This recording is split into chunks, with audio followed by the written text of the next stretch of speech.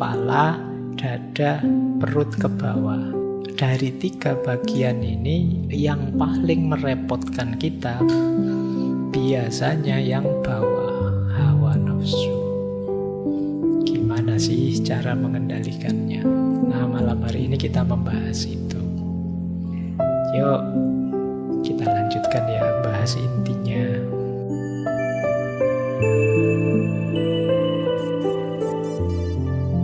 Assalamualaikum warahmatullahi wabarakatuh. Bismillah. Mari kita lanjutkan lagi belajar kita, ngaji kita. Baik, bismillah ya, kita mulai. Gimana caranya menaklukkan hawa nafsu? Yang pertama, kita awali dari self-awareness dulu. Kita sadari dulu diri kita untuk tahu posisinya nafsu itu di mana dan bagaimana. Ya, sebagaimana para ulama, para sufi,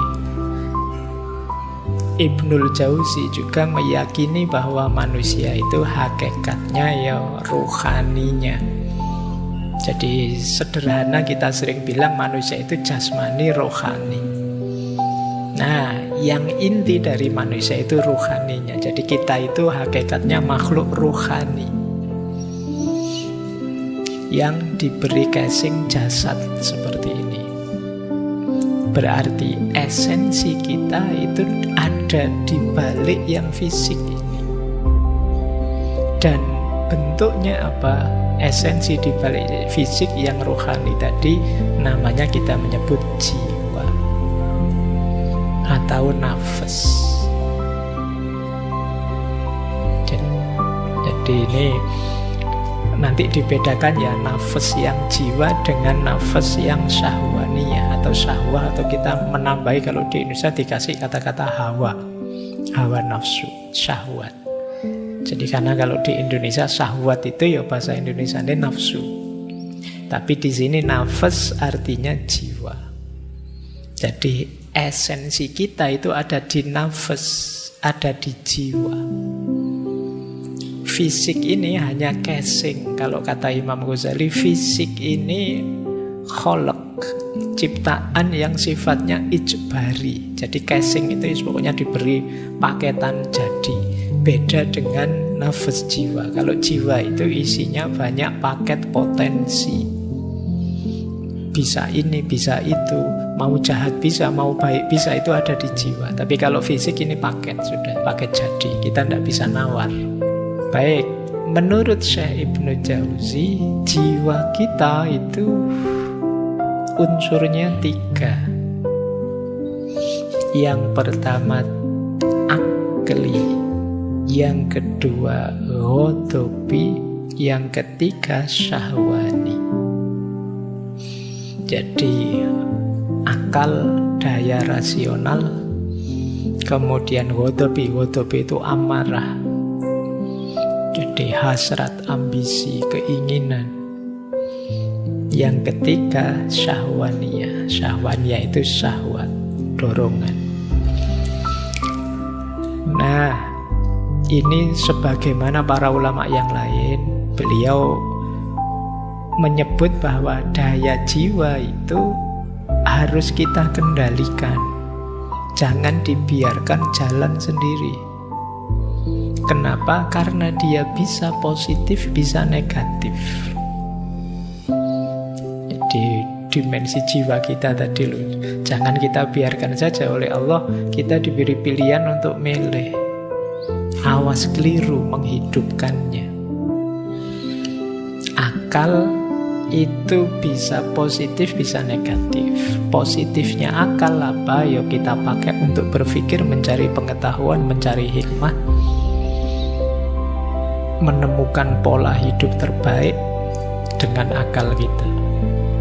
Tapi ada juga yang akalnya menuju kebodohan, menuju kegelapan, menuju ketidaktahuan. Kalau ini negatif. Kemudian keinginan, ambisi, silahkan saja. Wong manusia kalau tidak punya ambisi, ya dunia ini hambar.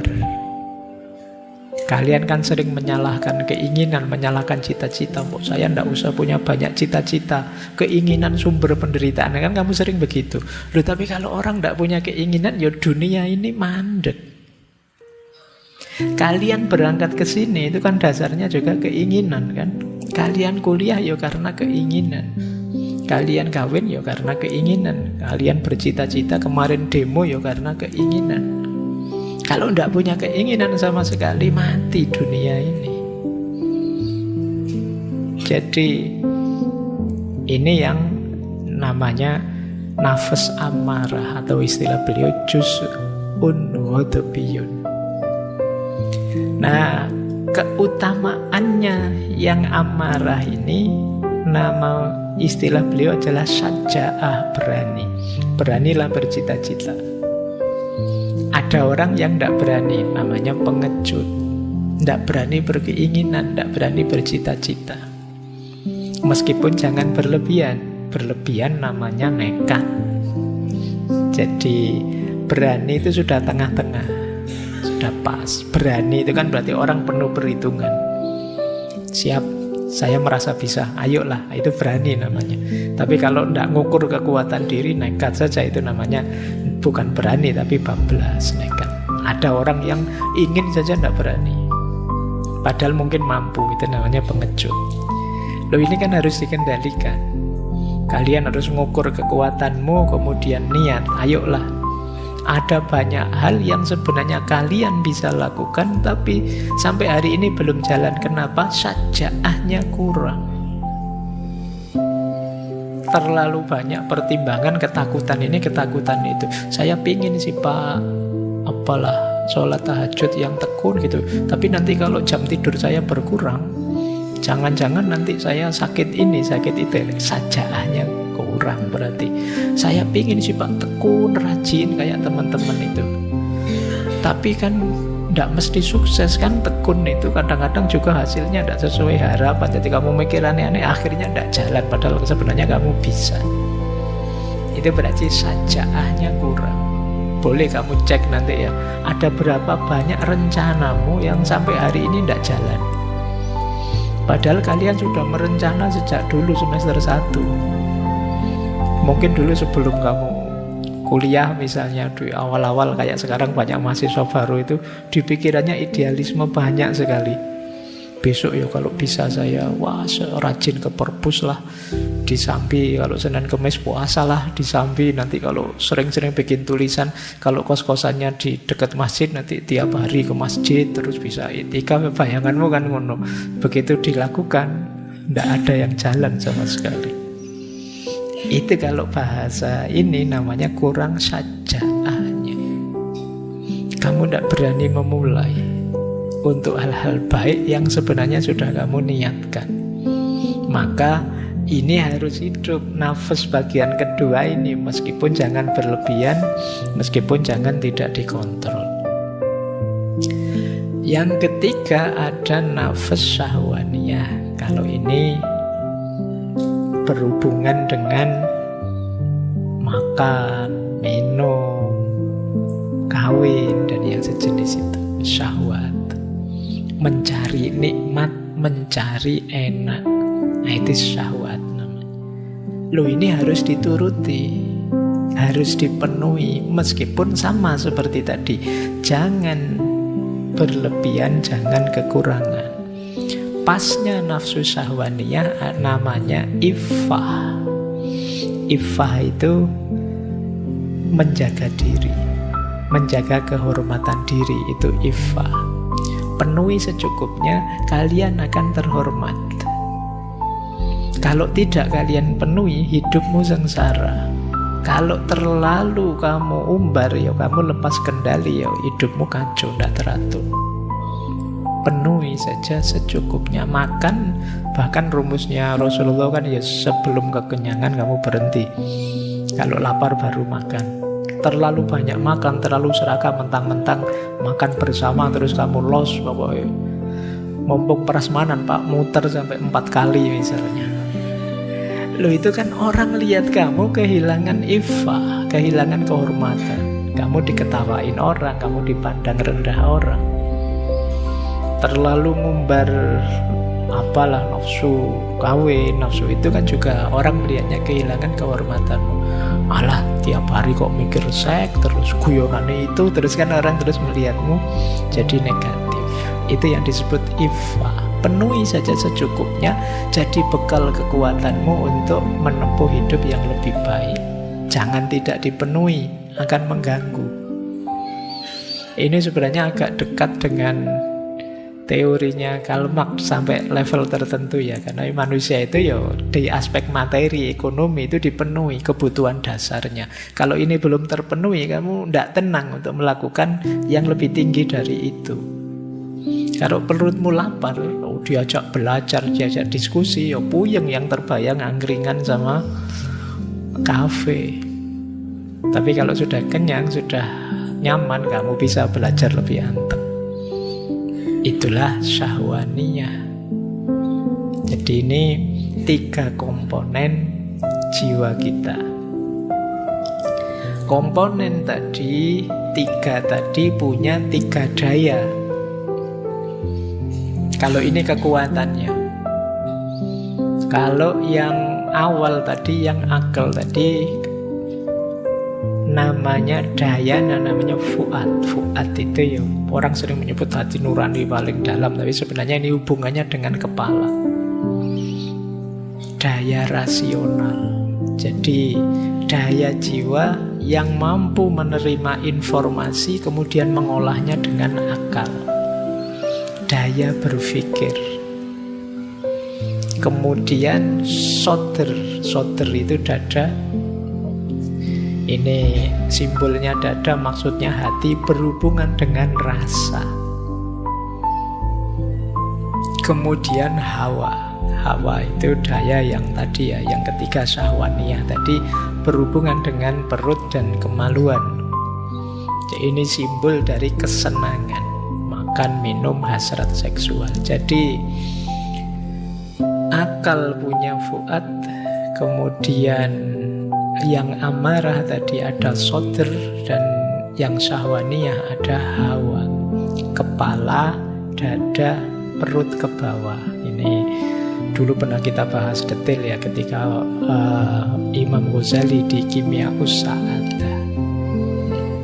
Yang bawah dipenuhi terus naik. Ini berhubungan dengan emosi, emosi hidup yang nyaman. Kemudian paling tinggi natikohnya, akalnya. Jadi emosinya beres, syahwatnya terpenuhi, pikirannya jernih, itulah nanti hidup yang bahagia. Inilah diri kita, daya jiwa kita. Sayangnya dari 3 bagian ini yang paling merepotkan kita biasanya yang bawah, hawa nafsu. Gimana sih cara mengendalikannya? Nah, malam hari ini kita membahas itu. Yuk kita lanjutkan ya, bahas intinya. Apa sih hawa nafsu itu? Hawa itu apa sih? Beliau mendefinisikan nafsu itu begini loh. Ini dari Dhammul Hawa tadi ya. Ketahuilah bahwa nafsu merupakan kecondongan watak kepada sesuatu yang disenangi. Kecondongan ini diciptakan manusia demi kepentingan hidupnya. Jadi ini kecondongan jiwa kita.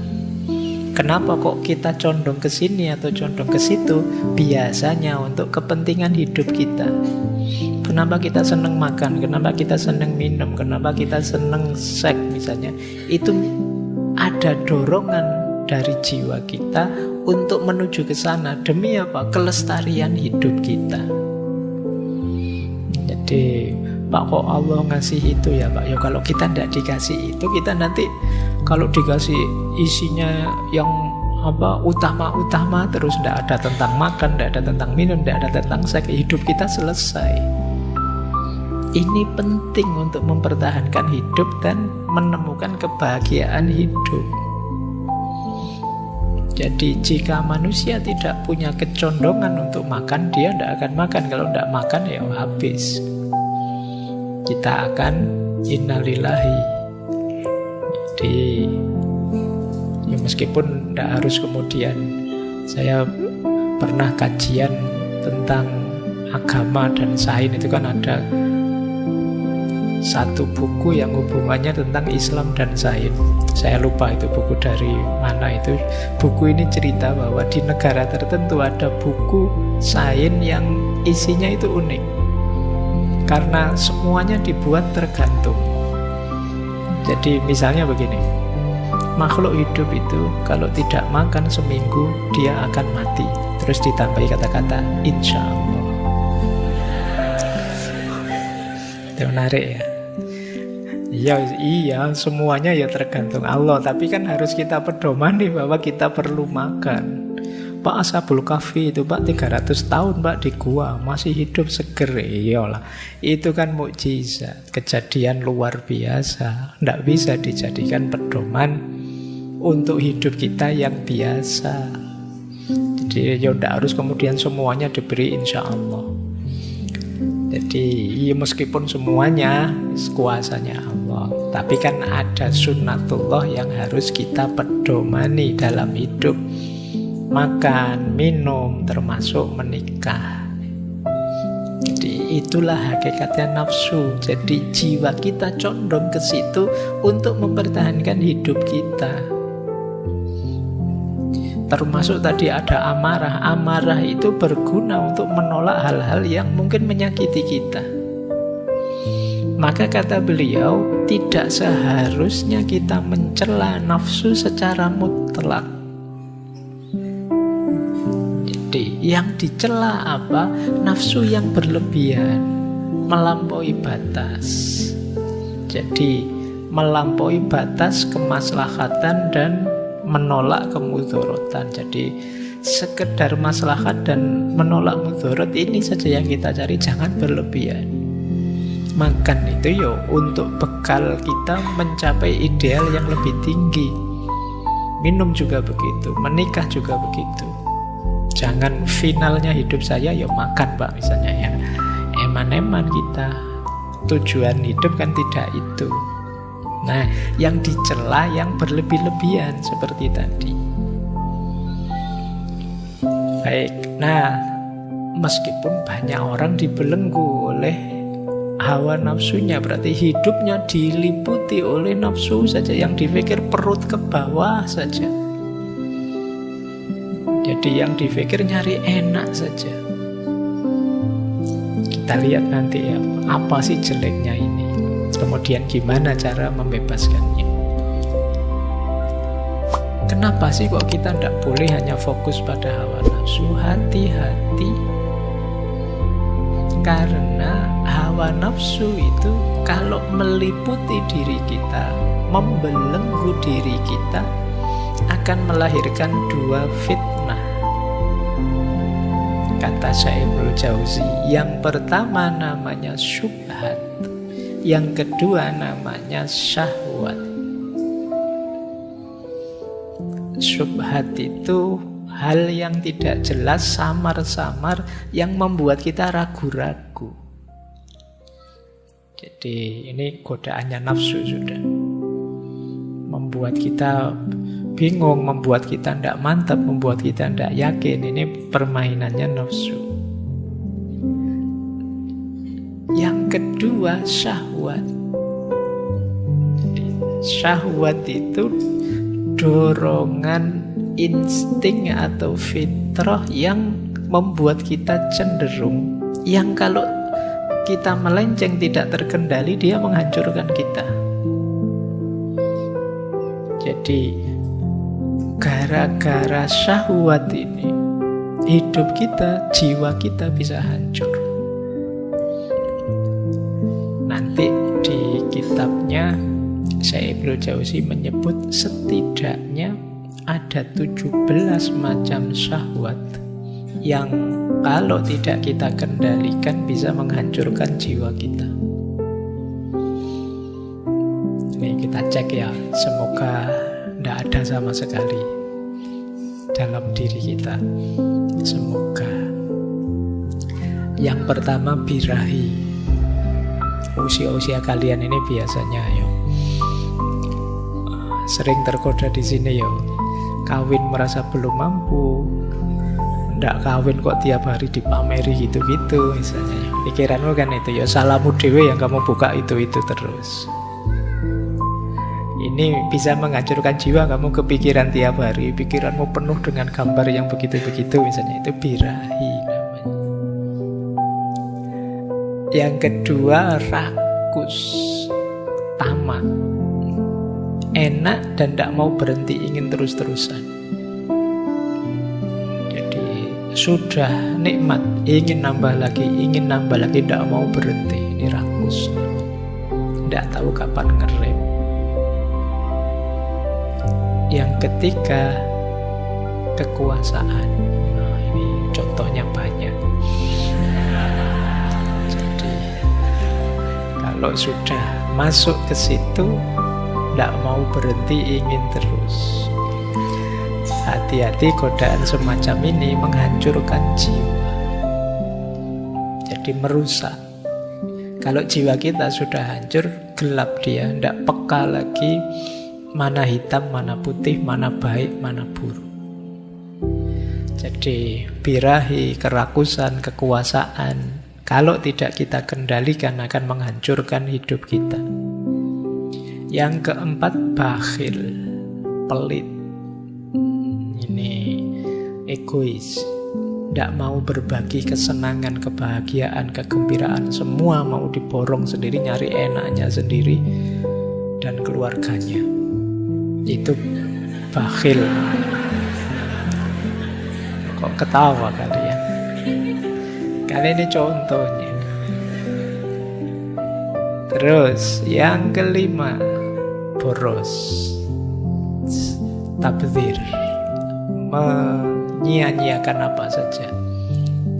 Mungkin di kita yang sering kita boroskan, wong kita bukan orang kaya, biasanya yang kita boroskan waktu. Jadi penggunaan waktu kita itu tidak efektif. Ini merusak jiwa. Jadi waktu berlalu dan kita merasa bukan apa-apa, itu menyakitkan bagi jiwa kita. Cirinya kita sering kaget. Loh, sudah seminggu. Besok sudah kuliah, kok cepet libur ya. Itu kemungkinan waktunya tidak kamu manfaatkan secara optimal, jadi kamu kaget. Tabdzir, dusta, bohong, itu akan merusak. Mungkin tidak ada orang yang tahu, tapi ketika kalian bohong kan kalian sendiri tahu bahwa itu kebohongan. Jadi diam-diam kalian sedang merusak dirimu sendiri. Dengki, tidak senang lihat temennya senang, susah kalau lihat orang lain berhasil, itu dengki. Yang paling merusak. Makanya kalau di surat Al-Falaq itu kita diminta berdoa secara khusus, wa min syarri hasidin idza hasad, dari orang-orang yang hasud ketika dia hasad. Itu karena orang dengki itu dia rela dirinya hancur asal orang yang dia benci juga hancur. Mending benci, orang benci itu masih mikir dirinya, saya harus enak, kenapa dia yang enak, dia dihancurkan saja biar saya yang enak, itu masih mending. Tapi kalau sudah dengki, saya berkorban tidak apa-apa, saya keluar banyak tidak apa-apa, asal dia kalah, asal dia hancur, itu namanya dengki. Dendam juga begitu. Dendam merusak jiwa kita. Dendam itu kan kita marah sekali sama orang, tapi belum ada kesempatan, belum ada timing, belum ada momen untuk kita membalas kemarahan kita. Kita simpan, kita pendam dalam diri kita. Ini dendam ini kita ingin menghancurkan orang, tapi yang kita racuni diri kita sendiri. Karena kemarahan itu kita simpan terus dalam diri kita. Marah juga begitu. Marah ini di banyak, bahkan para filosof juga wanti-wanti kita hati-hati dengan kemarahan. Kalau sedang marah, mending mending cooling down, minggir. Jangan dilanjutkan, biasanya salah ngambil keputusan. Sombong, kalau ini tidak perlu dijelaskan ya, ini penyakit yang sulit kita deteksi tapi kadang-kadang muncul. Penyakitnya orang baik, penyakitnya orang sukses itu sombong. Oke, dan sombong itu tidak harus milih siapa saja bisa sombong. Ada yang menyombongkan kepandaiannya, ada juga orang yang menyombongkan ketidakpandaiannya. Wes bodoh sombong lagi, ngomong keras keliru dan bangga. Nah, ini kadang-kadang banyak yang begitu juga. Ujub ini agak unik ya, sebenarnya dekat dengan sombong. Merasa tinggi, merasa besar, nunggu dipuji orang. Siapa yang lebih hebat dari saya sekarang di Indonesia, itu ujub namanya. Jadi baik, riya, suka pamer. Ini hari ini kan peradaban kita peradaban pamer. Apa wae dipamerkan. Kita sedang ngapain saja dipamerkan. Sekali ngaji gini mungkin yang posting berapa saya tidak tahu. Ngaji baru sekali tapi postingannya sudah 11 kali. Ngajinya baru 40 menit. Nah, ya, nanti kalau ditegur, mbok jangan banyak-banyak pamer. Ini bukan pamer ini hadus bin nikmah ini. Kayaknya padahal pas ngaji yo ngantuk, yo pulangnya yo kapok itu, tapi yo tetap pokoknya baik. Yo hati-hati, dijaga sendiri-sendiri hatinya. Nah ini menarik yang nomor 13. Ini istilah dari beliau, fudzulul fikr. Ini mungkin kalau bahasa Inggrisnya overthinking mungkin ya. Nah sekarang kalian bisa pakai bahasa Arabnya. Fudzulul fikr itu membuat orang tidak sehat jiwanya. Keterlaluan kokean mikir, stres karepe dhewe. Nah, padahal tidak ada apa-apa. Terlalu bulet mikirnya, akhirnya ya dia sedih sendiri, sumpek sendiri. Wong cuma tidak ada apa-apa. Sekedar gelasnya kesenggol misalnya jatuh, kamu mikirnya banyak. Aduh, betapa malunya saya. Mesti sampai besok teman-teman ingat semua saya. Wah, mikirnya ruwet. Padahal biasa, tinggal diambil, disisihke biar gak dianu orang kan selesai. Tapi kita sering bikin ruwet sendiri. Itu fudzulul fikr. Nilai jatuh semester kemarin, Pak, nilai saya banyak E-nya, Pak. Ya sudah diperbaiki, kan selesai kan begitu. Tapi kan kamu mikir terus sampai kok E ya. Iya wis waktanya E sudah. Mbok kamu pikir berulang-ulang ya tetap E. Diulang kan gitu aja selesai. Nanti diambil semester depan. Kita sering fudzulul fikr, overthinking. Putus itu bertahun-tahun tidak move on. Wong yo kenyataannya sudah ditinggal. Kamu pikir berulang-ulang pun tetap ditinggal. Move on lah, jangan stuck di situ. Nanti ada nasihat beliau bagi yang patah hati. Ya karena Dhammul Hawa arahnya ke situ nanti. Kalau waktunya nyampe. Yang ke-14, terlalu sedih. Sedih manusiawi tapi terlalu sedih negatif. Janganlah ya. Terlalu senang juga begitu. Kalau kamu sukses senanglah tapi yo ada titiknya. Fa'idha faroghta fansab. Lanjutkan berkarya lagi, lanjutkan berkontribusi lagi. Malas. Jangan dikira malas itu menggembirakan. Begitu kamu sadar dirimu malas, kamu akan gelisah sendiri. Begitu kamu kaget teman-temanmu kok maju semua, aku sendiri yang belum maju, kamu akan stres. Malas menghancurkan jiwamu. Dan pesimis, himmah daniyah. Jadi pikirannya selalu yang jelek-jelek, yang bawah-bawah. Ini merusak kita. Jadi perhatikan ya 17 hal ini teman-teman, kalau ingin memelihara jiwa kita. Ini 17 yang merusak kita. Bagaimana Pak caranya bebas dari 17 ini? Ada beberapa tips dari beliau ya. Yang pertama, ini mirip kalau dalam dunia tasawuf.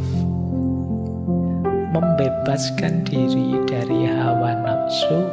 Yang pertama adalah tahliyah. Tahliyah itu pembersihan diri. Pembersihan diri, istilah beliau, nahan nafas anil hawa amma tahwa minal makharim. Jadi mencegah jiwa dari hawa nafsu, dari apa yang disukai, dari perkara-perkara yang haram. Jadi ayo pertama-tama kita bersih-bersih dulu. Kalau masih ada dendamnya, singkirkan dendam itu. Kalau masih ada malesnya, buang males itu. Ada sombongnya, buang dulu sombongnya. Ada ujubnya, buang dulu ujub itu. Ada riaknya, buang dulu. Ini namanya tahliyah. Jadi bersih-bersih dulu, jangan dicampur. Maksudnya tiba-tiba melakukan kebaikan, melakukan apa? Kalau dalamnya masih kacau, kebaikan yang teman-teman lakukan hanya akan jadi makanan hawa nafsu. Pak, saya akan tutupi kejelekan tadi dengan sedekah misalnya. Tapi kalau jiwa kita masih ujub, masih sombong, ya sedekah tadi hanya jadi kendaraan kesombongan kita. Pak, saya akan membantu orang lain. Ya, membantu orang itu kalau kita masih ada iri, dengki, mungkin bagian dari pelampiasan iri, dengki kita. Maka yang lebih penting pertama-tama bersih-bersihnya. Namanya tahliyah. Ini rute pertama yang harus kita tempuh. Kalau teman-teman ada waktu muhasabah, coba cek ya, yang negatif dari kita apa kita bersihkan. Kalau mikir sendiri tidak bisa, tanya teman. Aku itu jelekku apa ya? Meskipun ya luar biasa kalau ada orang tidak sadar jeleknya apa itu. Orang lain, wah kamu cerewet, wah kamu sombong sekali kamu itu. Mungkin kalau ada teman dekat boleh tanya. Kalau teman juga susah, musuh. Kata Imam Ghazali, gunanya punya musuh itu antara lain bisa menunjukkan di mana kejelekanmu. Jadi kalau kamu punya musuh, coba kamu cek postingan-postingan musuhmu tentang dirimu. Itu biasanya lebih terus terang. Kalau teman mungkin ngomongnya masih basa-basi, masih ditutup-tutupi. Begitu musuhmu terang-terangan sudah bilangnya. Jadi bahagialah kalian yang masih punya haters. Karena dia yang akan menunjukkan jelekmu di mana saja. Tanpa kamu bayar, dia dengan ikhlas ngasih tahu jelekmu di mana. Dan ini untungnya di situ.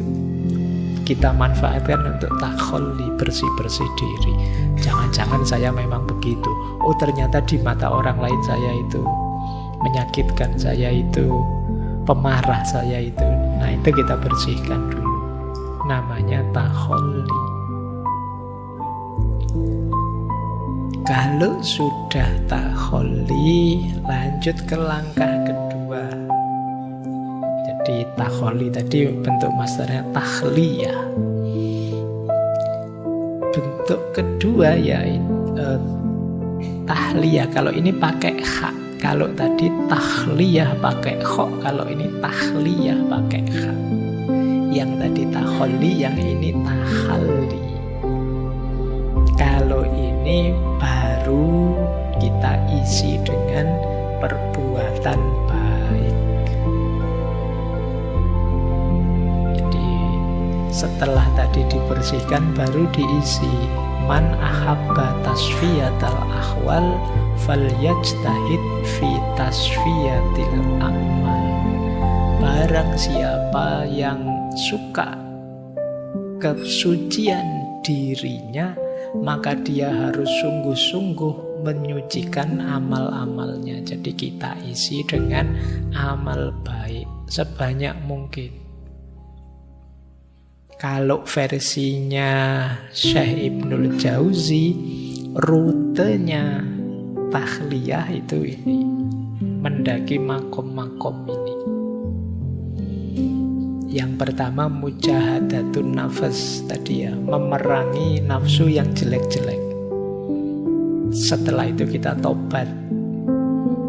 Setelah itu kita sabar dalam menjalankan kebaikan.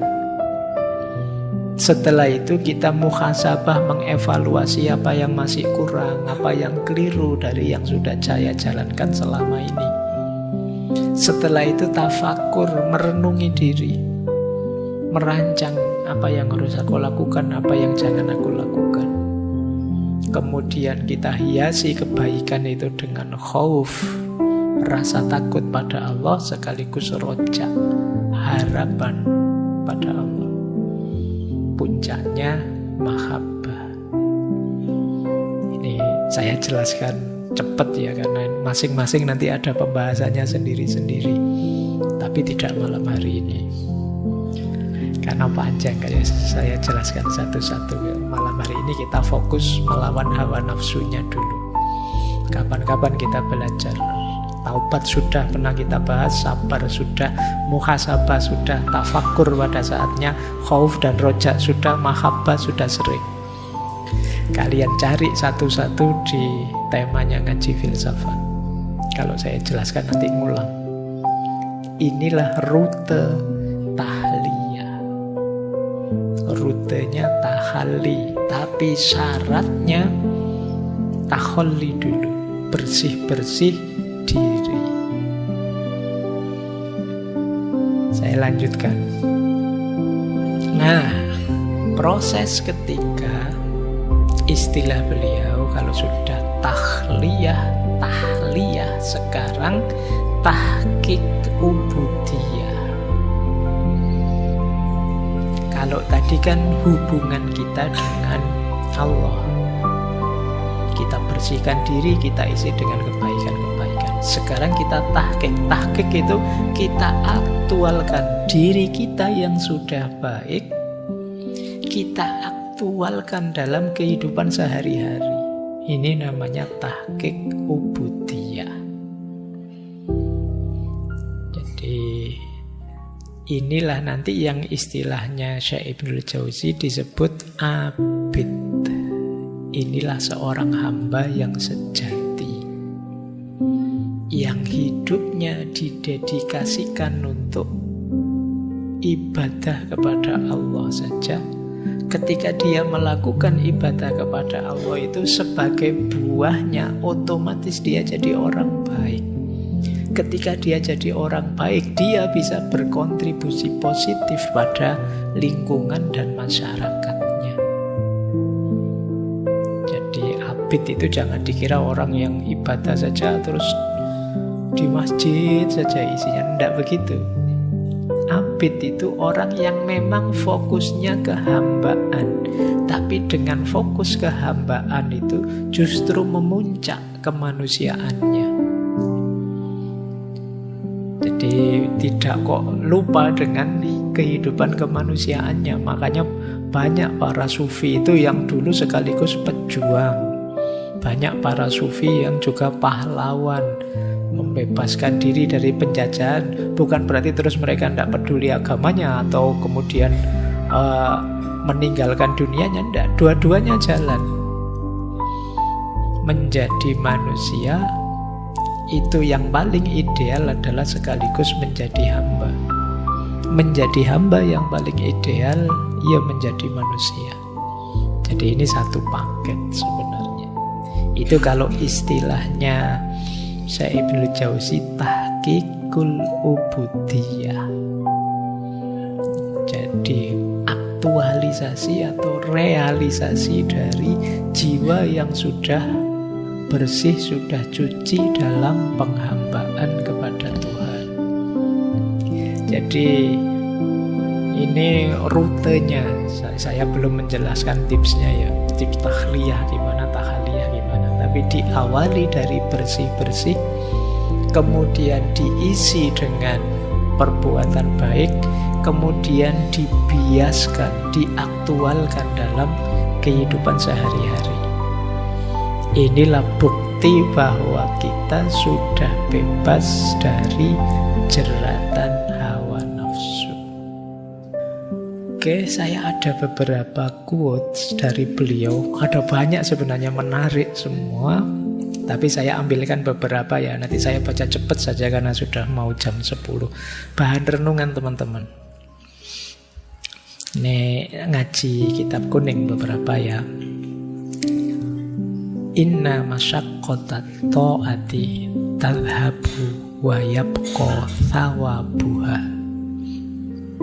wa inna ladzatal ma'asi tadhabu wa yabqa iqabuha.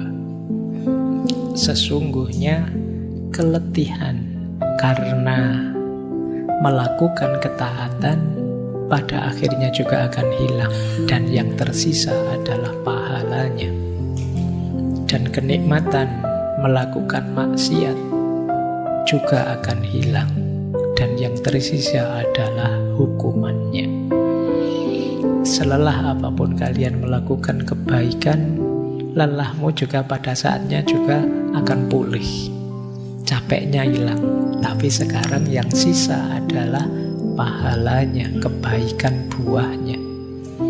Tapi kemaksiatan, senikmat apapun kamu rasakan, ya nikmatnya pada saatnya juga akan hilang.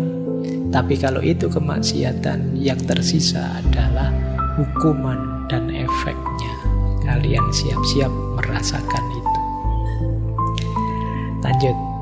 Wah, ini terpotong sebentar. Kalimatnya terpotong ya. Sofih wasamih. Sofih itu lapangkan dada, wasamih dan maafkanlah. Wadda'il khalqa lil khaliq. Fanahnu wahum rohilun. Af'alul khaira mas mahmas tashurta. Jadi maafkanlah, lapangkanlah dada. Jangan pendendam, jangan susah memaafkan orang lain. Biarlah urusan makhluk diurusi oleh Kholiknya. Kita dendam itu kan sebenarnya ingin ngambil jatahnya Tuhan, menghukum orang. Jadi biarlah itu urusannya Allah saja. Fanahnu wahum rohilun. Kita dan mereka itu adalah sama-sama orang yang sedang berjalan pergi. Ya, kita ini sama-sama akan meninggalkan dunia, maka ayo sibuk dengan diri kita. If'alil khaira mahmastasghurtahu. Lakukan kebaikan meskipun hal-hal yang kamu anggap sepele. Fa innaka la tadri ayyu hasanatin tudkhilukal jannah. Engkau tidak tahu kebaikan yang mana yang memasukkanmu ke dalam surga. Tidak usah sibuk mikir jeleknya orang, salahnya orang. Maafkan saja, lapang dada pada semuanya. Biarkan urusannya Allah. Mereka itu jangan ngurusi mereka, karena kita dan mereka sama. Sama-sama nanti akan meninggalkan dunia ini. Lakukan kebaikan sekecil apapun, seremeh apapun, karena kita tidak tahu kebaikan mana yang membawa kita ke surga.